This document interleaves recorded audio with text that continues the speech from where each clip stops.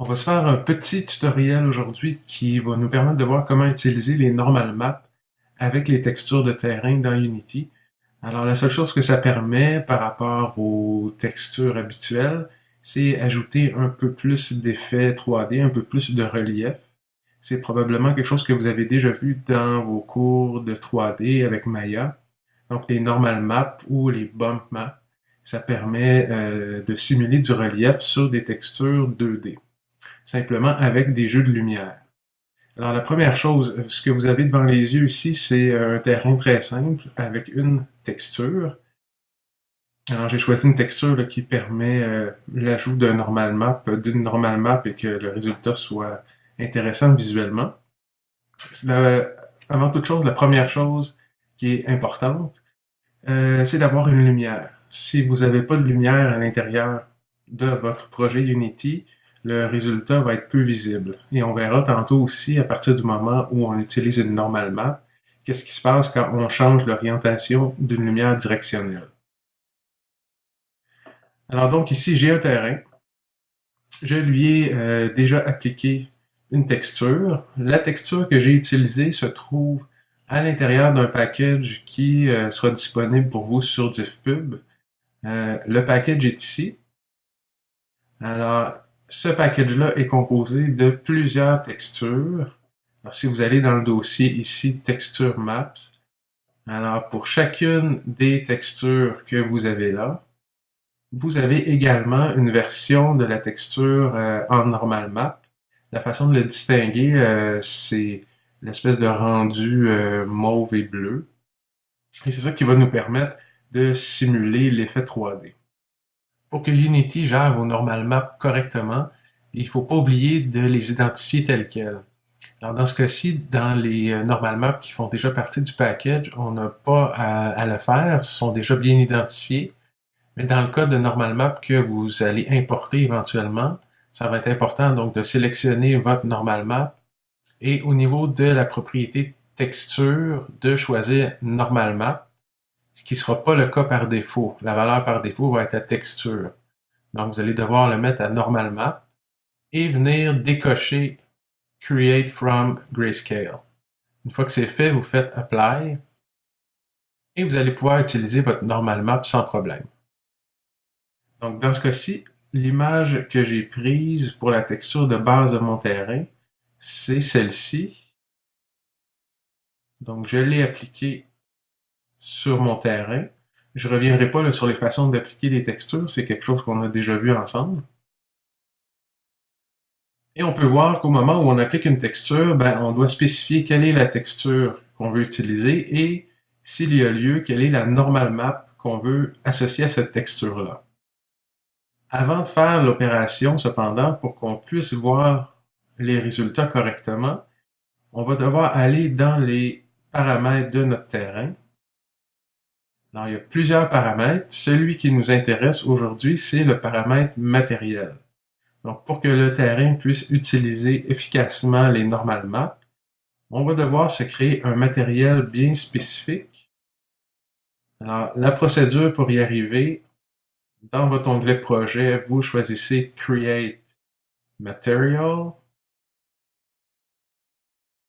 Je vais l'appeler terrain. On le sélectionne et on va lui donner un shader particulier. Par défaut, c'est le shader diffuse, c'est pas ce qui nous intéresse ici. Le shader qui va nous intéresser se trouve dans la sous-catégorie, nature, terrain, bump spéculaire. On va laisser les valeurs par défaut, donc la couleur de la spéculaire et la brillance aussi. On va garder les valeurs par défaut, on verra tantôt qu'est-ce que ça change. Et une fois qu'on a créé ce matériel-là, on va l'associer aux paramètres de notre terrain. Alors, je vais prendre mon matériel et je le déplace ici dans Material. Alors, pour le moment, ça n'a pas changé grand-chose. Si vous regardez ici, là où se trouve ma souris, on voit qu'il y a eu une petite modification. Et si jamais je modifiais la brillance, de mon matériel, ben, si vous regardez à cet endroit-là, vous allez voir un peu qu'est-ce que ça a comme impact. Donc, plus le curseur va être à gauche, plus ça va être brillant, plus il va être à droite, moins ça va être brillant. Évidemment, ça apparaît juste dans les endroits qui vont réfléchir un peu plus la lumière sur notre image. Une fois qu'on a fait ça, on retourne sur notre terrain. Dans nos paramètres de texture ici, je vais aller dans Edit Texture. Et à partir de ce moment-là, vous allez pouvoir utiliser le deuxième espace qui est réservé pour la Normal Map. Alors, je vais devoir la retrouver dans mon dossier Forest Grounds. Et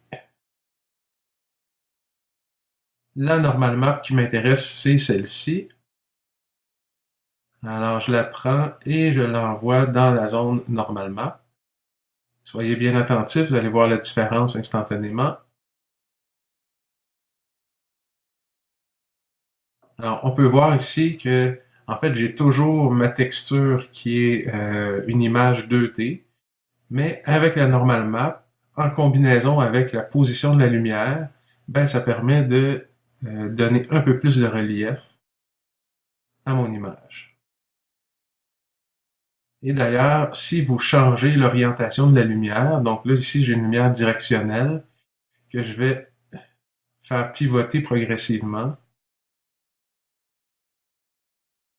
Alors, vous pouvez voir que finalement, plus la lumière va être intense, moins l'effet 3D va être présent. Mais à partir du moment où il y a des zones d'ombrage, des zones un peu plus claires, ben là, on va sentir davantage les effets de relief. Alors, c'est pas plus compliqué que ça pour avoir une normal map avec les textures du terrain.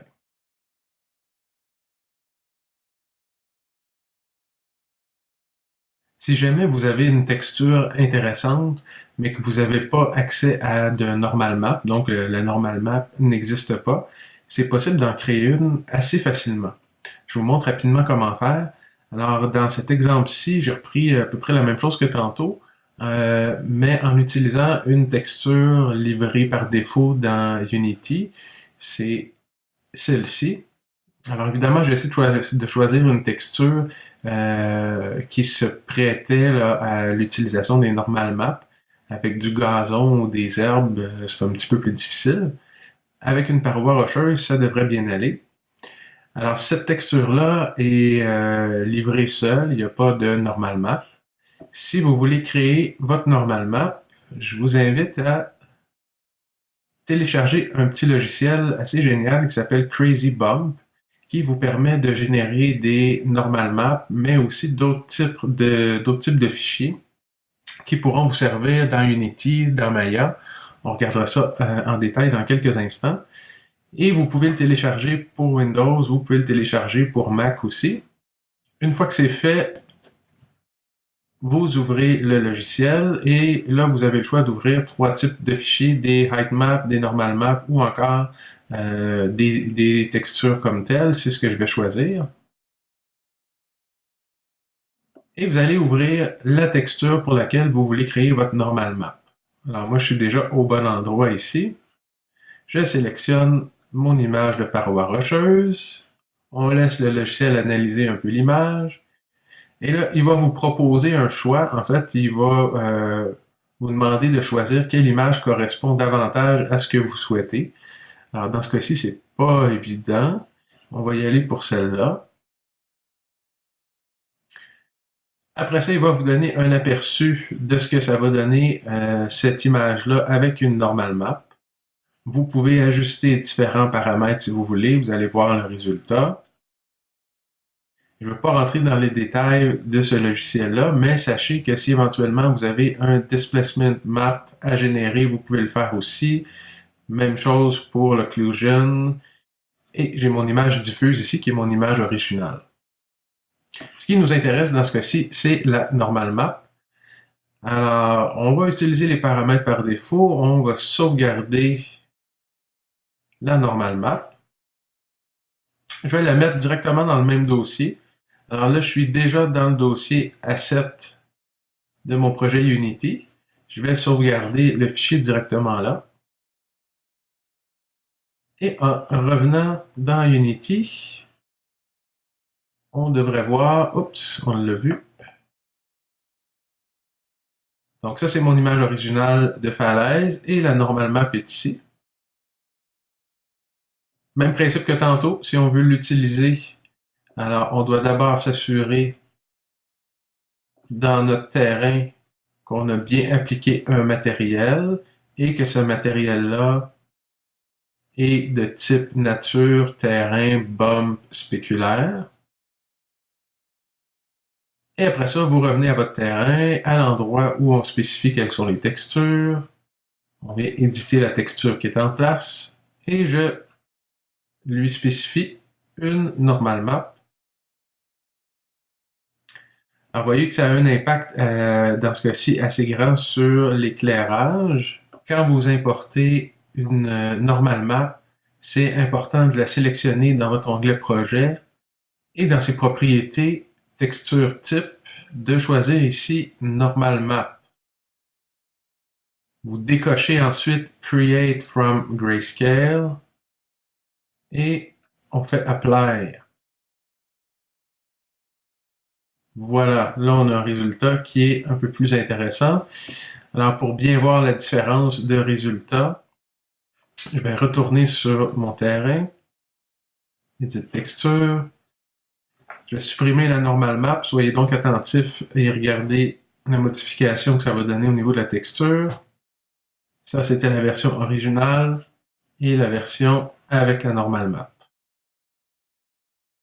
Voilà.